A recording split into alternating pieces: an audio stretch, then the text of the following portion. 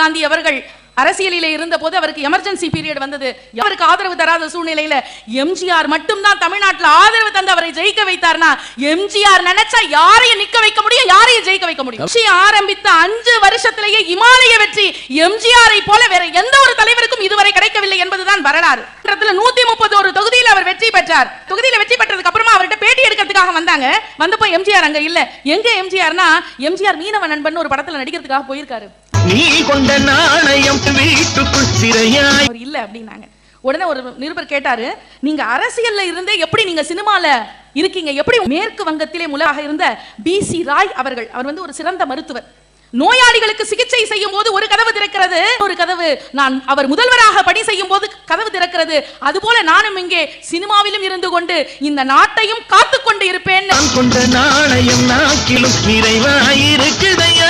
ஒரே வார்த்தையில பதில் சொல்லி வாயடைத்தார்னா, அதுதான் எம்ஜிஆருக்கு இருந்த மிகப்பெரிய வெற்றியாக நான் கருதுகிறேன்.